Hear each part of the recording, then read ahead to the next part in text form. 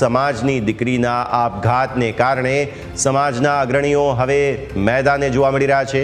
પાટીદાર અગ્રણી વિજય માંગુકિયાએ મુખ્યમંત્રીને પત્ર લખ્યો છે તથા દીકરીને હેરાન પરેશાન કરવામાં આવતી હોવાનો પત્રમાં ઉલ્લેખ કરાયો છે।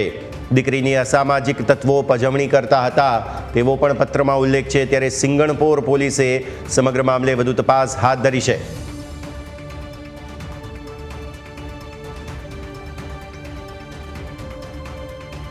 તો જે રીતે મહત્વના સમાચાર સુરતથી સામે આવી રહ્યા છે, આ પાટીદાર દીકરીએ અચાનક જ આપઘાત કર્યો છે, ત્યારે હવે આક્ષેપો એવા થઈ રહ્યા છે કે અસામાજિક તત્વો દીકરીને હેરાન કરી રહ્યા હતા, જેને લઈને તેણે આપઘાત કર્યો હોઈ શકે।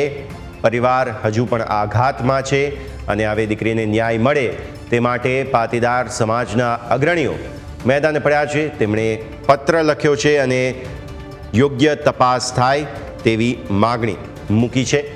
તો આ મુદ્દે હવે કતારગામ વિસ્તારમાં 19 વર્ષની નેના નામની જે યુવતી છે, જે પાટીદાર સમાજની આ યુવતી છે, તેને એક ઈસમ હેરાન પરેશાન કરતો હોવાને લઈને પોતાના જ ઘરે ગળે ફાંસો ખાઈને આપઘાત કર્યો હતો। નીલ દેસાઈ નામના ઈસમને લઈને આપઘાત કરવા મજબૂર બનેલ આ જે તરુણી છે તેને ન્યાય મળે તે હેતુથી પાટીદાર સમાજના અગ્રણી અલ્પેશ કથિરિયા, આ ઉપરાંત વિજય માંગુકિયા સહિતના અગ્રણીઓ તેમજ સમાજના લોકો અને જે તરુણીના પરિવારના સભ્યો છે તે હાલ સિંગણપોર પોલીસ સ્ટેશન ખાતે પહોંચ્યા છે। આ કેસમાં પોલીસ દ્વારા કડકમાં કડક કાર્યવાહી કરવામાં આવે તેવી રજૂઆત છે તે કરવા માટે આજે તરુણીના પરિવારના સભ્યો છે તે હાલ સિંગણપોર પોલીસ સ્ટેશન ખાતે પહોંચ્યા છે અને આ બાબતે જે છે તે પોલીસ ઇન્સ્પેક્ટરને રજૂઆત કરવામાં આવશે કે આ કેસમાં કડકમાં કડક કાર્યવાહી થવી જોઈએ। સિંગણપોર ડભોલી પોલીસ સ્ટેશનને માં આ તમામ જે પાટીદાર અગ્રણીઓ છે રજૂઆત કરવા હાલ પહોંચ્યા છે અને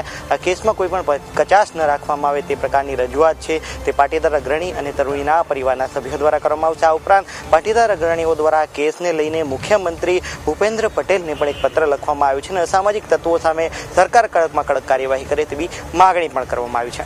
કેમેરા પર્સન કેસી વઘાસ સાથે મિત્ર પાપરા, ન્યૂઝ કેપિટલ, સુરત।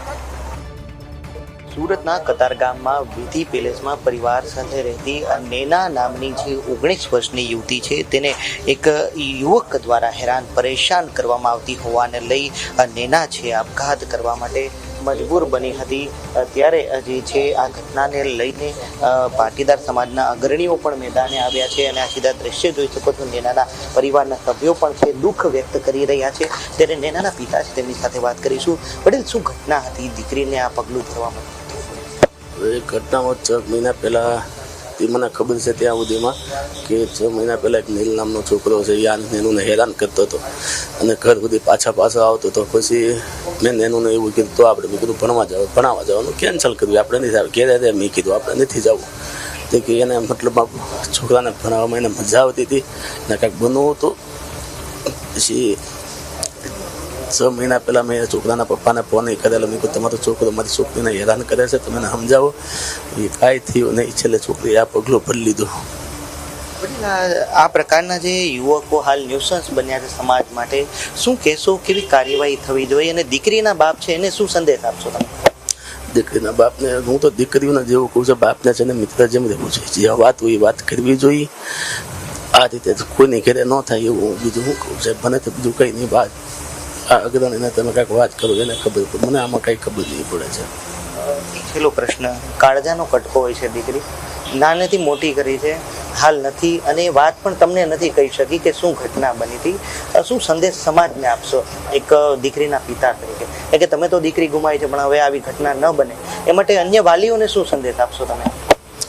વાલીને તો હું કહું કે ભાઈ આવું ન થવું જોઈએ, બીજું મને કંઈ ખબર નહીં પડે। ભાઈ મને હોય છે સરકારને આ ફોન આપ્યો છે, ઓફિશિયલમાં ગયો છે એમ કહે છે, એટલે એમાં જે ફોનમાં જે કાંઈ એની પાસે કાંઈક ફોટા હશે એમ એ મને કહે કે મેં એને પૂછેલું કે કાંઈ ફોટા છે બ્લેકમેલનું કંઈક હશે, કંઈ 2 દિવસમાં જે કાંઈ છે ફોન આપ્યો છે, ફોનમાં જે છે આ શું છે આવશે, પોલીસ સહયોગ કરે છે। પછી સાહેબનો ફોન આવે છે તમે આવો, મને કે 2 દિવસમાં છેલ્લા 2 દિવસમાં થોડી ડિપ્રેશનમાં છોકરી હતી એ મને ખબર છે। પછી તમે કંઈ પૂછવાનો પ્રયાસ કર્યો તો દીકરા શું થયું એવું કંઈ? મને તો હું તો ઘેરે બૈરાને એમ કીધું કે 2 દિવસ થાય એનું ઓછું બોલતી હતી એમ, હવે આ જે વ્યક્તિ છે એની સામે કઈ કાર્યવાહી થવી જોઈએ, શું ઈચ્છો છો તમે? કડકમાં કડક કાર્યવાહી થવી જોઈએ. વાતો બધા હવે 15 દિવસમાં છૂટી જાય છે. આ તત્વો અહીંયા આંબા તલાવડી વિસ્તારમાં અહીંયા છે નકરા લુખા તત્વો અહીંયા ગાડીઓની ગોળીઓ ચડાવીને બેહીને આવું છોકરીઓને ફસાવે છે. છોકરીઓની ભોળ પણ હોય, છોકરીઓને ફસાવીને છોકરીને છેલ્લે આવા પગલાં ફરવા પડે. શું કરવાનું કયો? કડકમાં કડક કાર્યવાહી થવી જોઈએ. ચોક્કસથી અન્ય પાટીદાર અગ્રણી પણ આપણી સાથે છે કે મુખ્યમંત્રી સુધી આ વાત પહોંચી છે. વિજયભાઈ, આપે મુખ્યમંત્રીને પત્ર લખ્યો છે અસામાજિક તત્વો જે આવા યુવતીઓને ફસાવતા હોય એવા, શું રજૂઆત શું કરી તમે? સમગ્ર ગુજરાતની અંદર આ પ્રકારની ઘટનાઓ બની રહી છે ત્યારે ચોક્કસ રીતે આવા નરાધમો સામે કડકમાં કડક કોર્ટમાંથી પણ ન છૂટે એવી કાર્યવાહી થાય અને જે યુવાન યુવતીઓને જે ટાર્ગેટ બનાવીને સ્પેશિયલી સ્કૂલ કોલેજ અને ટ્યુશન ક્લાસીસો જ્યાં ચાલે છે એની આજુબાજુમાં ગાડીની ઘોડી ચડાવીને કાળા કાચની 4-વ્હીલર ગાડીઓ લઈ અને યુવાનોને અને યુવતીઓને ફસાવાના જે આ નરાધમો કૃત્ય કરી રહ્યા છે અને સફળતા પણ મેળવી રહ્યા છે ત્યારે ચોક્કસ રીતે સમગ્ર ગુજરાતની અંદર આખા સમાજમાં એક દાખલો બેહે કે હવે પછી આ દીકરીએ છેલ્લો જ આપઘાત કર્યો છે અને હવે પછી કોઈ દિવસ કોઈ દીકરી સુસાઇડ ન કરે અને જે હોય તે લડી લેવાના આક્રોશથી મૂળમાં રહે અને માવતરને વાત કરે ત્યારે માવતર પણ રૂઢિચુસ્તતાના કારણે એક મજબૂરી હોય છે અને ફરિયાદ પોલીસ સ્ટેશન સુધી નથી કરી શકતા. ત્યારે આ પ્રકારના હીન કૃત્ય કરનારા લોકોને કડકમાં કડક કાર્યવાહી થાય અને વ્યાજના 20 ચક્રમાં જે યુવાનોને ફસાવે છે અને એટલે જ એને આ બધું કોઈ વ્યવસાય સાથે કોઈ જોડાવાની જરૂર પડતી નથી. માત્ર વ્યાજનો વ્યવસાય હોય છે અને ઊંચા વ્યાજના ટકાવારી હોય 10% પૈસા ધીરે ધીરે કરીને વ્યાજના ચુંગલમાં યુવાનોને ફસાવી અને આ પ્રકારના કૃત્યોને અંજામ આપવાનું ઘર સુધી પહોંચવાનું કામ કરતા હોય છે. પાટીદાર સમાજની ખાસ કરીને યુવતીઓ હાલ ટાર્ગેટ થતી એવું લાગે. હવે સમાજ કઈ રીતે આગળ વધશે, કઈ રીતે જાગૃતિના પ્રયાસો કરશે? સમાજને આપના માધ્યમથી એક જ મેસેજ છે કે જાગૃત થાય, બહાર આવે અને કોઈ પણ દીકરી સાથે આ ઘટના બનતી હોય તો સામાજિક રૂઢિચુસ્તતાને ધ્યાને રાખી અને પોલીસ ફરિયાદ ન કરે તો સામાજિક લોકો જે વાત કરવામાં આવે ને કોઈ આગળના દિવસોમાં નજીકના દિવસોમાં સામાજિક સમાજ અમારા પાટીદાર સમાજની મિટિંગ મળશે અને જે મિટિંગમાં નક્કી થશે કે ભાઈ હેલ્પલાઇન નંબર જાહેર કરવો અથવા તો કોઈ મોટું આવું એવું સંગઠન બનાવવું કે દીકરીઓ કોઈ ફસાતી હોય, કોઈ દીકરાઓ ફસાતા હોય તો પુરુષોને વાત કરે અને દીકરીઓ ફસાતી હોય તો કોઈ મહિલા સંગઠન ઊભું કરવામાં આવે અને જે મહિલાઓને વાત કરીને આ રસ્તાઓ આ પ્રકારની જે આપઘાત કરવા સુધીની જે પ્રક્રિયામાં જે દીકરીઓ જતી રહેશે એમાંથી બહાર આવીને પોતે એનું જીવન અવિરત ચાલે એના માટેના પ્રયાસો કરવામાં આવશે. દેખો, જાણવા મળવા મુજબ છેલ્લા 6 મહિનાથી વધારે ટોર્ચરિંગ હોય એવું લાગતું હતું એટલે એમના પિતાને એમણે વાત કરી.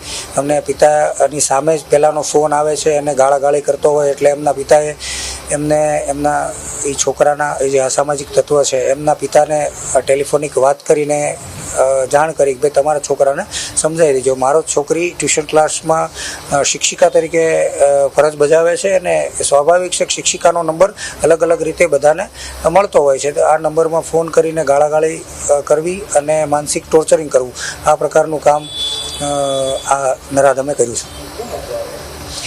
એ કતારગામ વિસ્તારમાં રહેણાંક છે અને આનું કોઈ સમાજ નથી હોતો, આમાં કોઈ અસામાજિક તત્વોનો કોઈ જાતિ નથી હોતી, કોઈ નાતી નથી હોતી ને કોઈનો રહેણાંક ફિક્સ નથી હોતો. એ તો ગમે એના ગાડીઓમાં રહીને સૂઈને બધું એના કાર્યો કરતા હોય છે.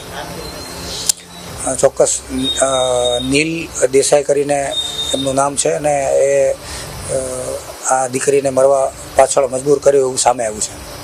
ચોક્કસથી એટલે કે હાલ સમાજની એક માગણી છે કે આ દીકરી છે આપઘાત કરવા મજબૂર બની છે તેને ન્યાય મળે અને પાટીદાર સમાજ પણ આગામી દિવસોમાં આ બાબતના સંગઠનો બનાવશે, સમાજને જાગૃત કરવાના પ્રયાસો કરશે. પરંતુ હાલ જે નીલ નામનું જે ઈસમ છે કે જેના કારણે આ નેનાને આપઘાત કરવા સુધીનું પગલું ભરવું પડ્યું તે નીલ સામે કડક કાર્યવાહી થવી જોઈએ અને નીલ જેવા અસંખ્ય જે અસામાજિક તત્વો જે કતારગામ અને સુરતના અલગ અલગ વિસ્તારમાં યુવતીઓને ટાર્ગેટ કરે છે, પજવણી કરે છે, તેની સામે પણ પોલીસ લાલા કરે, સરકાર કાર્યવાહી કરે તેવી માગણી છે પરિવાર અને પાટીદાર સમાજના અગ્રણી કરી રહ્યા છે.